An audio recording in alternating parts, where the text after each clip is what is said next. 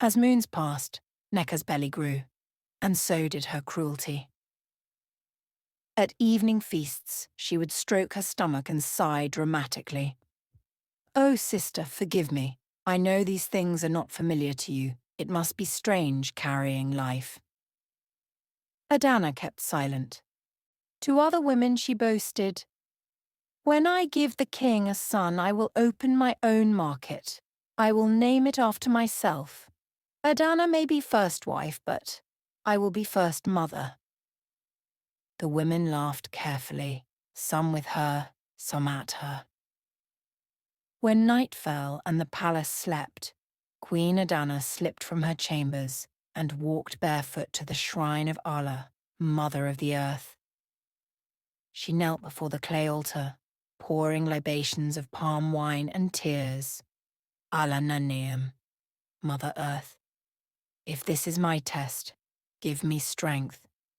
Do not let bitterness rot my soul. If I must remain barren, let me remain kind. She prayed next to the stone of Chukwu. Chineke, if you will not open my womb, open my heart. Do not let me hate my sister. The winds answered with silence. Gossip grew like wild yam vines. Adanna is finished. Nneka will rule this palace now. The king no longer eats in Adanna's quarters. But Adanna never fought. She smiled, served, greeted. Her silence became her armor. Only one person saw the storm beneath her calm. Ijoma, the loyal maid, who found her one night weeping before a calabash of untouched food.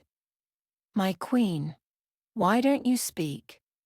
Adanna wiped her tears and whispered, "Because if I start speaking, I may never stop." As the 7th month neared, Nneka began choosing names: Obialo, Odush, Chukwuebuka, all for sons, never daughters. And one fateful afternoon she stood before Adanna and declared, "When I give birth, keep away. Do not touch my child. A barren hand should not be the first to carry a royal heir." Adanna nodded slowly. Not in agreement, not in surrender, but in a silent vow. A heart can break only once, but after that it can turn to stone. Nneka believed she had won. She had no idea. The gods had not spoken their final word. The palace courtyard buzzed with anticipation. For months the kingdom had waited for the birth of the long-promised heir. The prince who, according to the oracle, would bring balance after years of drought and war. Drummers sat poised, their hands ready to strike the first rhythm of celebration. Elders gathered, whispering eagerly. Torch flames danced in the night breeze, as though even fire awaited the child's cry. Inside the queen's chamber, the air was thick with incense and tension. Queen Adanna knelt beside Nneka, gently wiping her sweat-soaked brow. Nneka let out one final cry, and then a sharp, tender wail pierced the night. A child had arrived. The midwife lifted the newborn, her face frozen in surprise. "It is a girl," she whispered. For a brief moment there was silence, heavy, suffocating. Then Queen Adanna's eyes softened with delight. She stretched out her arms. "Bring her to me. A child is a blessing, no matter her form." But before the midwife could move, Nneka sat up abruptly, her eyes cold and blazing. "Do not touch my child," she hissed, snatching the baby with trembling hands. The queen froze, stunned. The midwife recoiled. Nneka cradled the baby fiercely, as though shielding her from invisible enemies. Her breathing was ragged, almost whirled. Outside, when the royal announcer stepped forward, preparing to declare the birth, the people of Umueze waited with pounding hearts. "The child of prophecy is born," he began. "Is it a boy?" someone shouted. "Has the prince arrived?" asked another. When the word daughter was spoken, a ripple of disbelief swept across the crowd. Faces fell, drums were lowered, the jubilation dissolved into murmurs of disappointment. A daughter, after all the sacrifices? Did the prophecy fail? Why didn't she give us a prince? But it was not the baby that fueled their resentment, it was Nneka. From that night, rumours began to crawl like snakes through the village. She would not even let the queen hold the baby. She pushed away blessings. Pride sits in her heart like poison. Queen Adanna visited daily, bearing gifts and kindness, but each time Nneka turned cold. "My daughter needs no one," she said. "She is mine alone." Yet in the quiet of the night, when the baby slept, Nneka stared at her child with a strange mix of love and fear. Something in the infant's eyes unsettled her, as if the child had arrived with knowledge older than the world. And so, while the kingdom doubted and whispered, one truth settled like dust on every tongue. Nneka had given birth not just to a daughter, but to a mystery. The villagers began to wait again, not for a prince, but for a sign. The palace, once alive with echoing drums and visiting chiefs, had become a hushed chamber of whispers and judgment. Every corridor seemed to breathe disappointment. Queen Adanna walked them like a ghost, her steps slow, her eyes heavy with sorrow she dared not reveal to the world. At night, when even the guards fell asleep by their torches, she left her royal bed cloaked in dark wrappers. Barefoot, she made her way beyond the palace gates, towards the forest shrines where the spirits of the ancestors dwelled. There, beneath the towering Iroko, she knelt on cold earth. "Nandi Nana Anyi, ancestors," she whispered, placing colonutes gently before the carved idol. "Have I not honoured you? Have I not poured libations in your names? Do not abandon me now. Let my womb not be a grave to my lineage." Tears flowed freely, soaking the soil. The only witness to her brokenness was the flickering of her oil lamp. Back in the palace, tongues wagged like restless snakes. If she were truly favoured, the gods would have opened her womb by now. Years on the throne, yet no son nor daughter. Perhaps she angered Ayla, the Earth Mother. Even those who once greeted her with praise now bowed with empty respect. Some palace women giggled behind her back. Every festival that passed without a royal child sharpened the mockery. But amid the bitterness stood Ijeoma, a young maid with eyes full of empathy. She found the queen one night seated alone by the courtyard well, staring into its dark waters. "My queen," Ijeoma said softly, kneeling, "the moon does not forget the sky. Your time will come." Adanna's lips trembled. What if the gods have closed their ears? What if my tears no longer move them? Ijeoma took her hand gently. "Then I will cry with you, and together our tears will flood their ears." For the first time in many moons, the queen allowed herself to be held. Still, every dawn brought new pain. She watched other women cradle their infants. She heard lullabies drift through the village air like songs of triumph, and in the market gossip danced freely. Even Nneka, that proud wife, now has a child. Yet our queen, with all her wealth, remains empty-handed. Queen Adanna retreated further into herself. Each night she returned to the shrines. Each prayer carried more desperation than the last. "O Chichiem," she cried to the spirits, "let my name not fade like smoke. Give me one child, boy or girl, one voice to call me mother." The wind rustled the leaves in reply, as though something unseen had listened. But unknown to her, the gods had already begun to stir. So, it began on a quiet night, when the moon floated full and heavy above the palace roofs like a silver gong.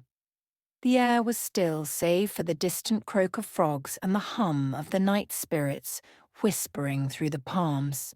Queen Adanna lay awake, her heart swollen with prayer, when she felt it aflutter, gentle at first, like the brush of a butterfly's wings, deep within her belly. She gasped and placed her hand on her stomach. Another movement followed, stronger this time. Tears welled in her eyes. For a long moment she couldn't move. She simply lay there, trembling, whispering, "Nneka, is this real? Have you remembered me at last?"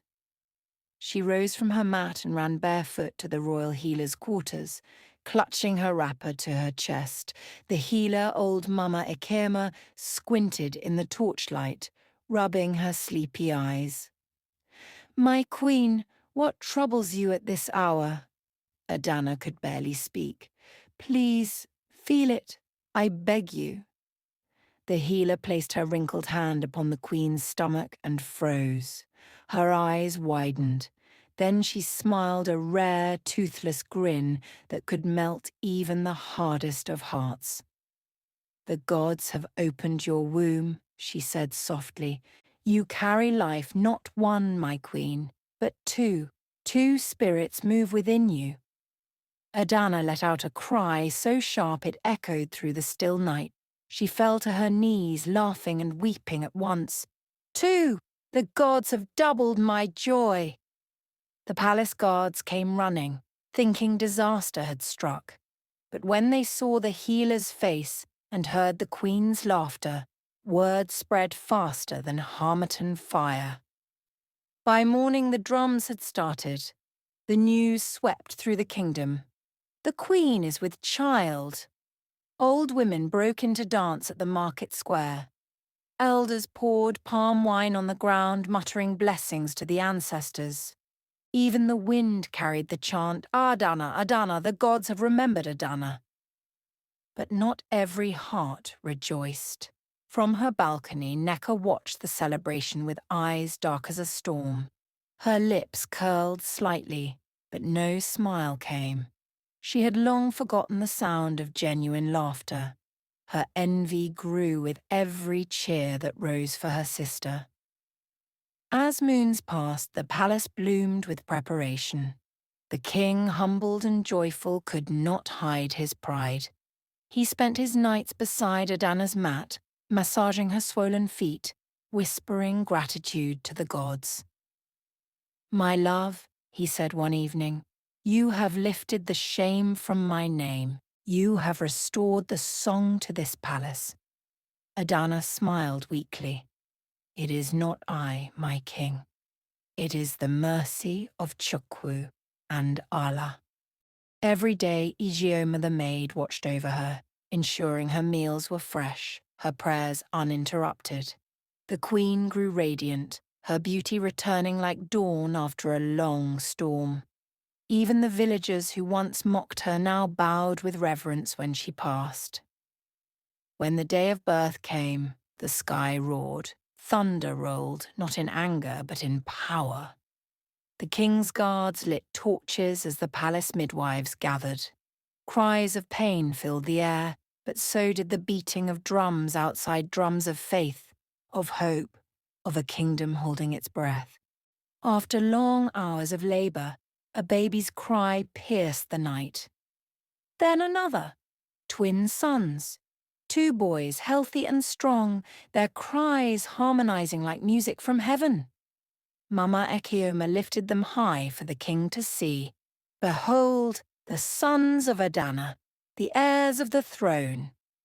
The king fell to his knees beside his wife, tears glistening in his beard. "You have made me the happiest man alive." The palace erupted with joy. Drums shook the earth.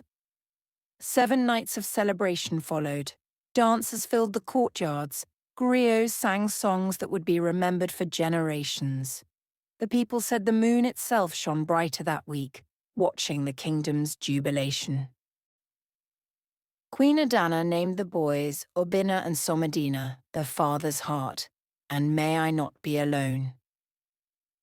Even as the king returned his full love and attention to Adanna, she noticed Nneka standing apart, her face hidden behind her wrapper, her eyes cold and hollow. In that silence, Adanna felt a tremor deep inside, not of fear, but of warning. The gods had blessed her, yes. But blessings often awaken sleeping envy. The kingdom had not witnessed such jubilation in generations. For 7 nights, the drums never slept, and neither did the spirits of joy that wandered the palace grounds. The air was thick with the scent of roasted goat, palm wine, and the dust of 100 dancing feet. From the lowest farmer to the eldest titled chief, every soul lifted their voice in praise for the birth of the royal twins. Masquerades from distant villages arrived, cloaked in raffia and painted masks, their movements wild and mysterious. They danced through the palace courtyard, spinning, leaping, stomping, as flutes wailed and drums thundered, calling upon ancestors to witness the miracle. The griots sang of Queen Adanna, the woman who had carried her shame with dignity, the queen whom the gods remembered.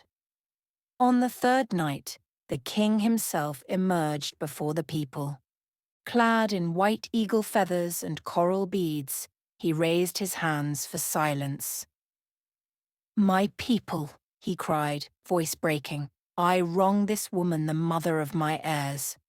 I doubted when I should have believed, but the gods have punished my impatience and rewarded her faith." Before the crowd, the king turned to Adanna, knelt on the sacred earth, and bowed his head. "Forgive me," he said, voice trembling, "for every night you cried alone, for every shame you carried because of me. Forgive me, Adanna Nwanyi Obioma, woman of a good heart." A hush swept over the crowd. Men wiped their eyes. Women beat their chests in awe. Some whispered, "A king has bowed." Queen Adanna, tears shimmering like morning dew, placed her hand gently upon his head. "I forgave you long ago, my king," she whispered, "for in my pain I found the strength to pray, and in my prayers I found the gods." The kingdom roared with praise. Elders declared that night holy, a reminder that humility is the crown of true kings. But while joy overflowed in the courtyard, a different fire burned behind one window. From her chambers, Nneka watched the king kneel to her sister, her nails dug deep into her palms. Her eyes, once bright with youthful pride, now glowed with something darker, venomous envy. "How?" she hissed under her breath. "How does she win, even after I gave him a child? How does she steal back what should be mine?" She gripped the wooden frame of the window until her knuckles whitened. Each cheer outside felt like a slap, each praise for Adanna like hot coals on her skin. Her maid entered timidly. "My lady, shall I dress you for the celebration?" Nneka turned sharply. "Celebration for what? For her?" She spat on the floor. "Let them dance. Let them call her blessed, but I will not clap for my replacement." On the 5th night, villagers carried offerings to the palace kolonuts, fowls, carved cradles for the twins. Mothers knelt to Queen Adanna asking for blessings on their own barren wombs. She prayed for each of them patiently, touching their foreheads, whispering, "The gods are never late." The palace maid Ijeoma, moved by the queen's mercy, muttered, "She is a true queen, crafted from patience." By the 7th night, the celebrations reached their peak. The king ordered a feast by moonlight. Lanterns hung from every palm tree. Children danced in circles singing names of the twins, Obina, Somadina, sons of mercy, sons of hope. But while the kingdom rejoiced, Nneka's heart calcified. She sat alone, untouched food before her, her daughter asleep by her side. In the depths of her envy she whispered a vow, "This is not over, Adanna. If the gods have given you what you begged for, I will take something in return." And so, amid celebration, a darker story began to stir.